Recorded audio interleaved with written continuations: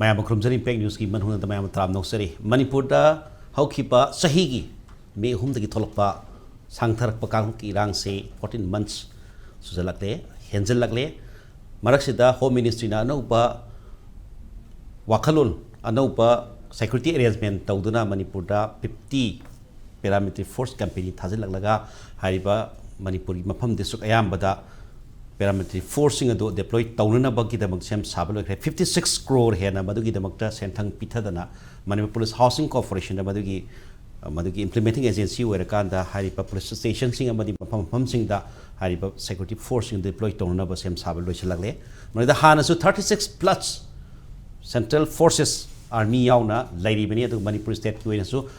nearly 40 IRB BDF Hanasing Yarga security force 40,000 here in state ki Nigeria but Masagwina Maraksi the Hariba state ki a hen but state the hen security force has like Kayamna Manipurgi Hariba Shantan Laglaba Iran Kayamna a home of Propagamba Aduga Midmang to the security Midmang to the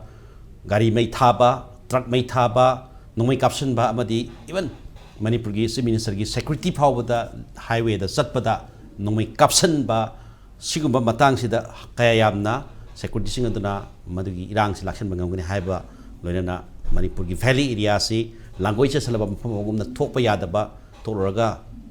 Tamtiba Dumba buffer zone adagi vulnerable zone the red zone Hamilton Kaibas and Marmakanda Langoi Challaba Imphal Tampaki from the Haiba to the current impact news studio the Langshin Bill say I hate Tanana Langshin Bizoza Ong Chamba Mobi senior journalist ni Hamadoza people Taram Noxeri. And issue the Maya Dimension Biriba, a Noutuneshwori, Retd says district and sessions as the Madam Noutuneshwori Tramnosri, Loyana, a home super Kesta, home super Mataitan Nation Biriboza, Yumnam Joykumar, former deputy CMNI, Loyana Manipuri, Hanigi,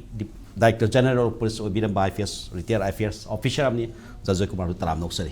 I have Basioza, Noutuneshwori, the Hogzeke, Maroina, law and order situations in the government of India Ministry, Yang and being say, Adana Hanasu. Security deployment ki matang sida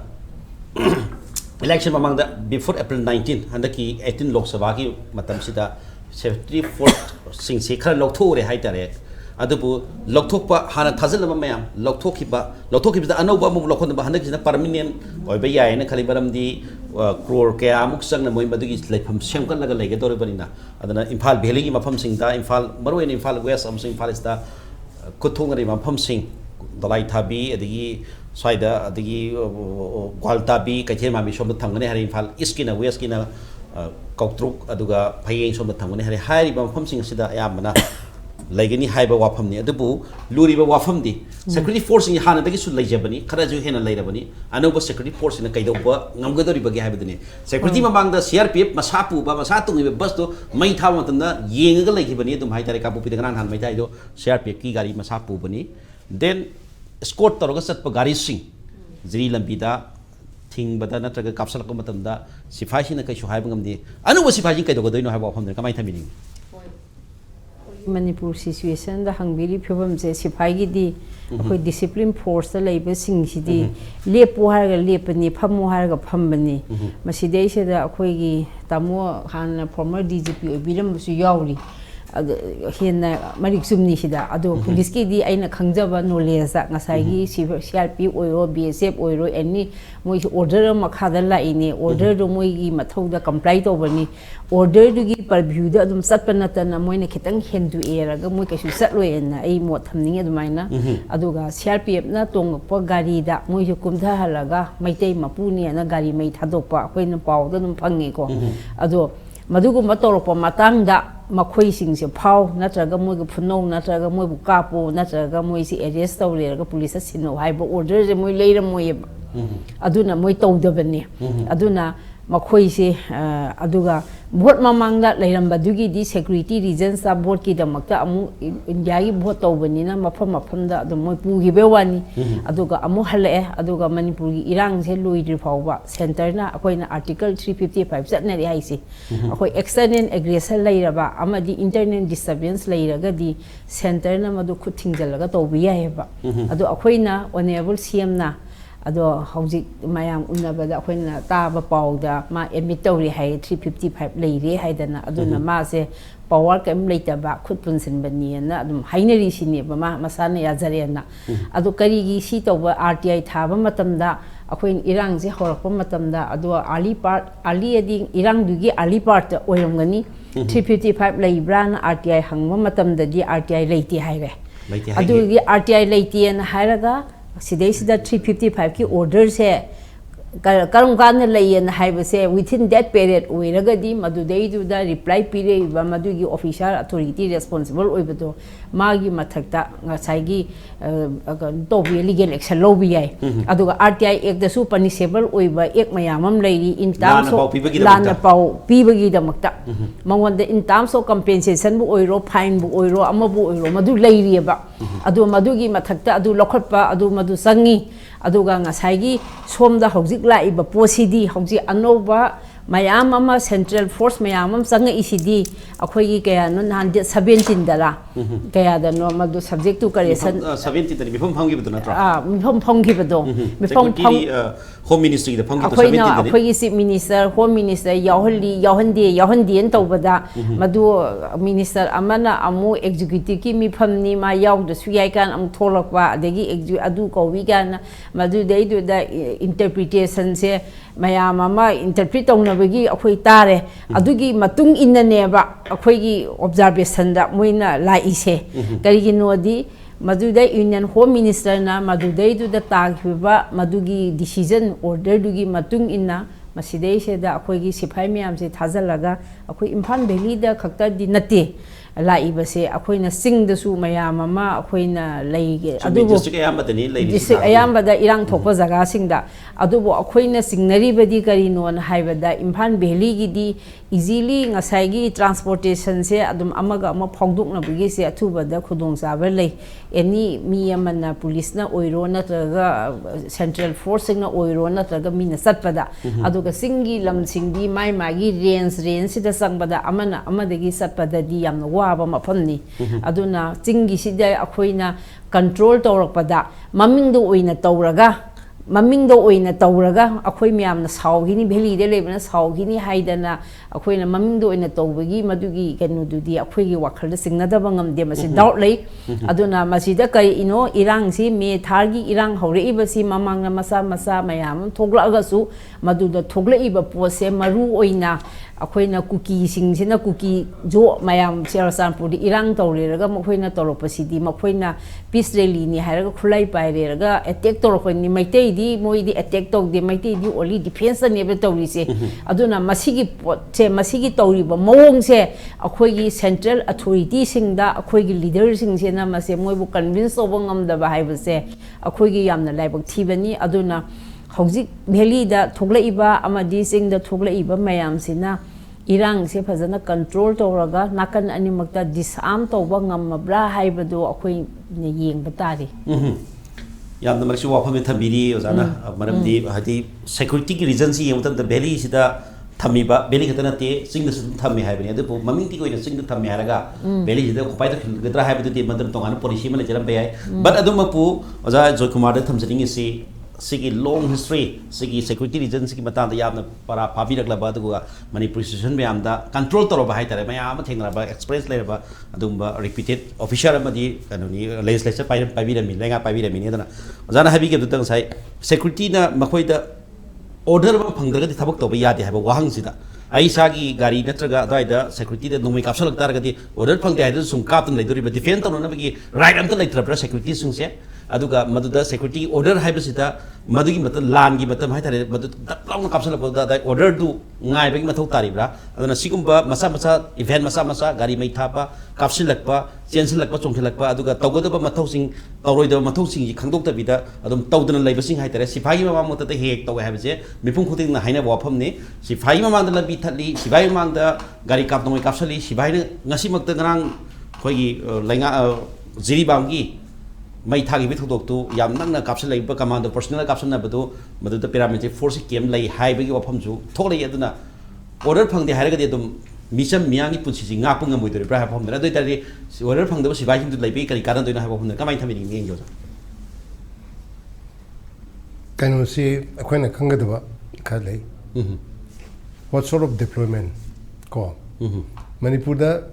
force my among Tazlaka, me only Matunda. What sort of deployment? It's a more of a temporary deployment. Ngaki Kudaki and a toy, Idang Amalay toy, Madu control Tonova, Madu suppress on the Vidam Katarapani. Madu that Namba Gamdaba, Nagamadu Tabot, that's a different issue. Other end coming here. I see Matanga, I would like to mention call. I spent 2 years in Kashmir. And then I BSF ki DIGU in Germany. Adudana force command on deploy to Sidana command to it.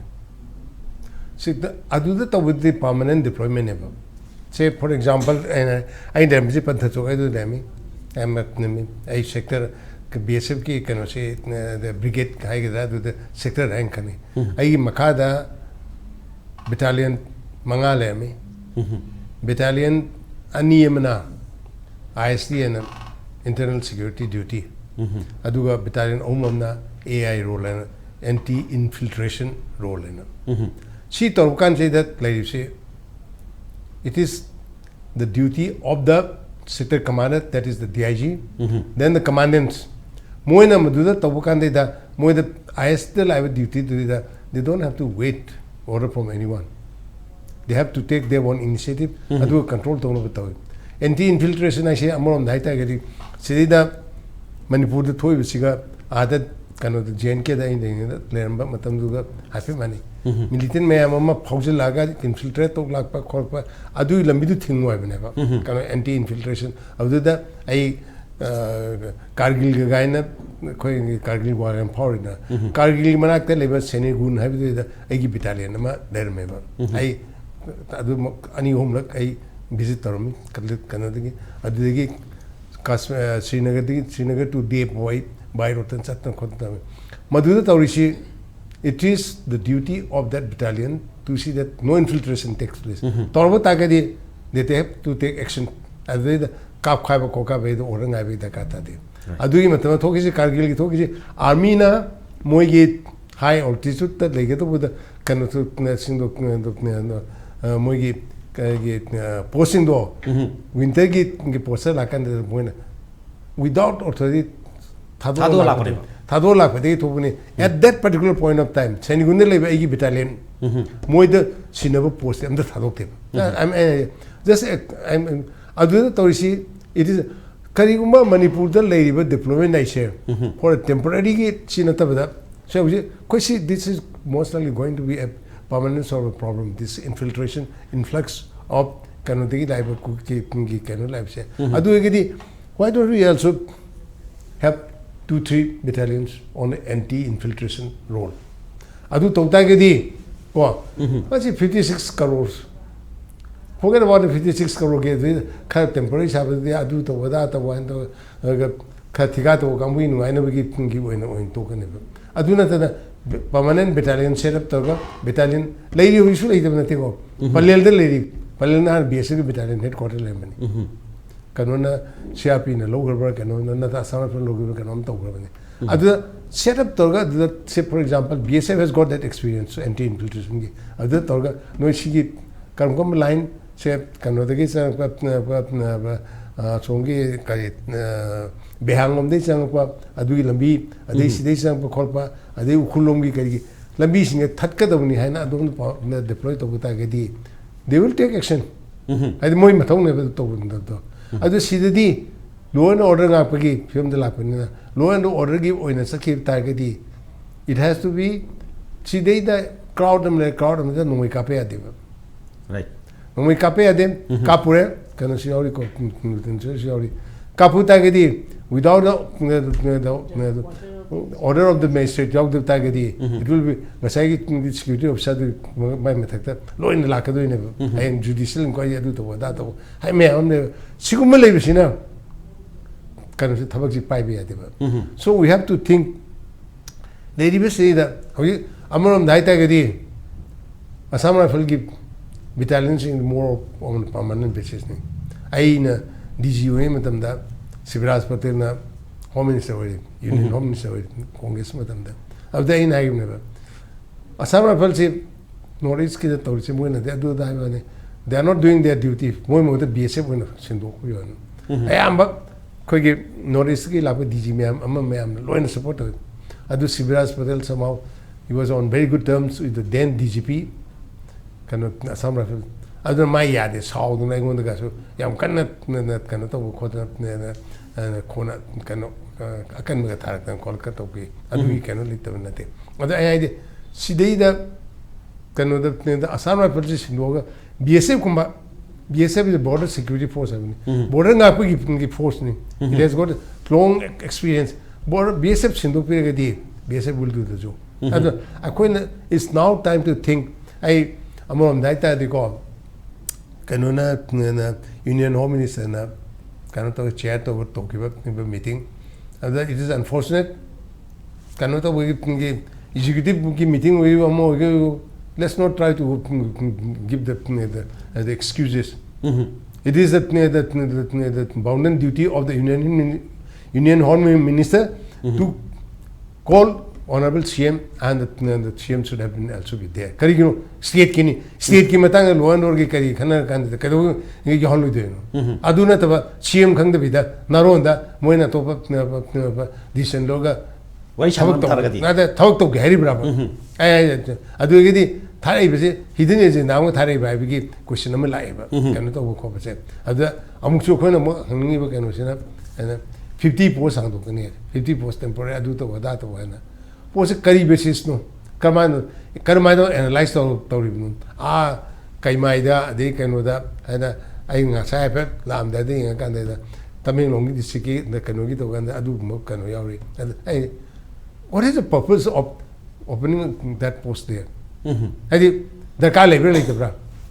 Sinasing, but Kanosiki, Nasagi, strategic over Ponchikano. Hausiki labor present scenario. At the same time, Adunat likely to be scenario in the future. Today, the Karam of him that quite established the cow, I have said, Masi quite kind of the cow. Of that, I suggest only of the as I have permanent battalions. Permanent battalion will come, battalion will go. I did annual change over and at Tauriba. Other than Taurisan, once they come there, it is their duty. Say the Carmino Kadam, the Shanghai, I am with the unsarable. They will take all the necessary action to deny the entry to the Manipur. Sumale, Sumbagi, si Taubugi, Taubuagale, Aduga, see Matangasu, I Smasu, see points you something. And say, Canada, your language question, I'm not of you're just trying to touch only the surface. You're not going into the depth. Kari, you know, what is the problem? Say, cookie gap. May take a kind of secret Manipur problem. How you think Manipur problem? I'm chow issue like Mamma give I know DGP with the name among the Lamba, Manipur give people. Me am the Mayum Sabah, I'm not aware of other film of Jam Manjale. She should this not need also to be I know can they give lots of report rogue site special branch give row special branch Mogi site IB site Home Ministry site she thought we call it that the Karamte Labia record. I do see quite the activity. But I give my young but I'm having more the lay at report from the law and report. I do not I tell more in high to me business of business of Yarden and Tadon the Chile. A quite mechanism, but the moment that I in a DGP or Magap kind of corrects and normal column England cotton look and never lama. Masi I do not I got Naranka. I almost he's doing a cannot work cleaning Masam cannot doctor. My that from Kamori cover my lies in Haron, Hagada Kariani. How is it Haron Chayad? They come open with cannot talk a phone at them lab. It looks like these are all elements, state sponsor element when moving the old state and Sukutade. I do talk I did see the good time on the lega. Command to give additional SP of what part of Purim. Things have gone that far. I do get it. Carino to whatever can say that I came from Sinha Lame Pachachi Lower, Kaire. Kaire Mayim the Sumulay. When the Laka, I inquire him to listen to give up. Maybe like you won't know clean lower than that. As cleaning, young people, young Swam saying that situation has come to that. Matam mamang ito hanjale hai bane ba. Aduna di mapung ta da ba dune ba lai. Aduna di sisu khut tharkane ba. Aduna ngasagi question lei ba che. Why so much so in the valley? Valley denu see problems lei ba amuk he le ba. Kano da di ching da di adu da khane ba. Ching da di yumthong guding kano guding. Tengka tan khai ba du di khai de khai ma bu di adu not to the extent that is being done in the valley. Sugum bagi lei bisna see these are bound to happen. Adu da akoina aina haining ba si thon gum jai ta gadi si den bol tor ba isin auching ai maming name to su kai keno to to su ai moi dang noi na leiba nga ka doni plan theng du ne theng du bai du adu dam theng nu adu noi theng bai kan de khai daga mera pai bi ma event sing am khai daga moi dong ta dum tom hojik ti mera pai bi khai yu yadre ka do bai khai du no moi na chue to le ne adu gi film lai ba adu na madu thok te na ba aina haido wa prajana support to traba moi hingbang moi amte hingbang moi adun they must be careful adu thon dana ba tawna na ba ai madu su moi da appeal tawni okay yeng ba pumni ma mi hida lai si odam bi dalak sege oziki condition law and order situation je yamna war social hai bani mamang da matam amada lai hiba phibam sing tu ozik hanjala phibam da yum wang na sabya da ba du just adugi put mayam du ubadagi law and order fatre hai badagi information si atopa intelligence department me am India gi me am lei basi taki sifacing si maroina madu deploy tor poira basu ya heavy meeting to ni adu pu maroina hana su lei basi sifacing asina madu me am control to bugam de ano basi sifacing hina control to ba hoi deployment gi makal budi jana heavy ri khenai hai na heavy ri but sifai hai ji adugi irang sing tu namthana bana traga da lakshin na bagi aya ma tawbani hai tare adu mapungoina laiba mawang sahi dagi hokiba lakhiba lakhiba irang hai tare sigum basing si mating sum tawba aduga sipai sing na permanently solve tawba ngamdori bra haiba wahang dre na sipai sing ji manipur laga mayam gi khoi gi he haina ba cheng tang ba cheng khoi balan sa da cheng ja tokhiba thabak ta hong ba aduga field dum laigadra aduga ona de na so mung lakpa hai tare asam rifle oja khoi x promote puti sem na haibi badune asam rifles na tawbiram da basing du bsf na tawbi ga da bsf deploy tawbi haiba do tawbi da na na tawbi da dagi adu problem ju khar lai haiba gi wakhalon su lai karamai mi ing pun da kamai thambe ga hoi manipur gumba state amada army deploy to si khona ani thong yang bi amana constitution ga article 356 salai bo tung da thamba deployment ama aruga 355 ki makha da thamba ama hojik leri je khona khatmara 355 se de facto invoke to wai tare officially si sang thok tuna law thok tuna to budi yaudram na de facto na khona ma jarage ana sigi da thamtar ga di internal disturbance da state ki administration to mating bang na bne sigi head to the civil administration ana sigi khoi gi head city state na wai ga dong ne ana unified command thamai ba dgp thamai ba unified command na whole security myam sigi kari hai ta coordinate to ba aduga madugi manage na dgp do je ga dong ne ba adubu hujilai report se 355 to gi makha da thamba oiragadi DGP na overall super kana targa mani mai command makha loi tawdeng ne ba ani ngasai damon su thambi gre order hai bo pose order se ani thong na PBI di se ngasai lambi da lakpa gari mai tha do kem tok di hai do sida sali bo posi destination yo na ba khona ba da nangi na thongni har ga di madu fire to bi ai aduna ta ba nga uksu odam har ga tha do ga di kai ba soi da na sido khar ga di ma ji ya dong le law gi matu ina arson to ta di police has the power to open fire sumre ya open fire adu da ngasai gi lambi da la kan mai thar ba and it is legitimate to open fire adu hat pa bau da I know adu you don't have to wait for the order adu gi kan the film the say law no people can on power ne but to the police self defense to usu self defense to usu defense ka pa ai to adu one the asan to gari asan the ka pa gi ka pa tu da karai de ka ko de ge du mayam le ko akoi gi puk ki makha da ka pa ko yang khong ka pa wati ba digi warning pi ba ko mayam le re adu mar ni ken da ai gi mang da crime ma to ga I want to order phang de da madu yeng le ba ko ko nga sa ba yeng har ka ko nga sa ne law bu di ka ni ya police ma ma yum da to mi ngai da Huram chang to mai de mi huram chang kan ai duty singa sin shooting ai ken do ga de do duty si ai gi se state ki ma thok di to protect life and the property need na of the citizen adu gi damakta sipai ko thoi ni sipai thajal ai ne ba thajal ai ba sipai dana madu tawdraga di lai du gi kana bam ji kari noi ko selam dhor e adegi sai ta bon tham bi gi ba BSF sin lo na bi gi poto border gi da india gi kana si border nga ko si ko gi kari ai tare kari ba kanglo na mai makha da se Pakistan ga tai na ba india ga lo na pareng jina BSF na ngai China ga tai na ba na ko gi ITBF na ngai adu ga North East ki Myanmar ga tai na ba aside from there and aside from the Manipur is a dual role that is that's wrong North East kanu Bangladesh kanu India border di BSF na ngai ba ade entire North East ne lo na kanu na te ba Myanmar se Myanmar ga tai na the kanu gi city adum adi kanu tong no bai ba ni hana ITBP ga de kanu ga su nei ting de SSB ga nei ting ai matang da kanu sin BSF na lo na pura mane ba ko na tor ko ba na du BSF kanu da entire North East ki border sing che asama feeling I that's wrong kanu da di Indo Bangladesh border di Indo Myanmar ki border to budi kanu le Indo Myanmar ki border maksu lo na maksu yes Tripura ki Bangladesh tai na BSF na control tawi Bangladesh lu ju tawi Indo Myanmar ki border hai Indo Myanmar border city entire North East border kanu nga FD la le ba du ki kanu anyway la yudi Myanmar ga tai na city North East ki pare se city aside from the ba mo gi role na dual ni amana counter insurgency ni amana border ne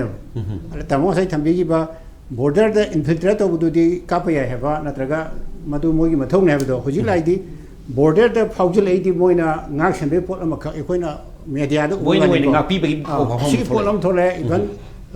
innocent IM gi video ma da nungoi chaba ma da asam pan nga ya na tha to krai buk chum balan ba du de khoin haiba ni ngam de ko video to se me bra seng brai to adu media da thola bani na madu su pandia de ba adu ti Manipur gi miam na uri si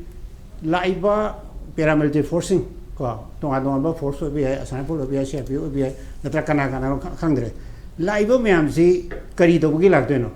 state ki administration se da mating bang doira or makhoi gi tongan hidden agenda ba oi bra tongan ma thamam to doira ade hoji lai di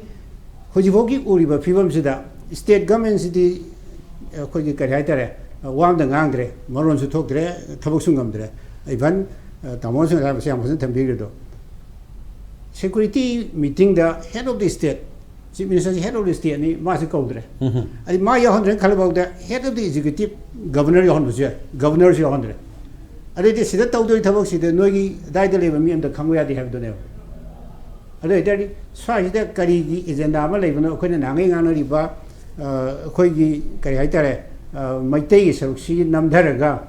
chin ko ki kambu ma hajile po si ma pham jana sembi ge dori bra sigi pola ma dai koi da amuhen sing hale marne canada hoji kaladan project ki area si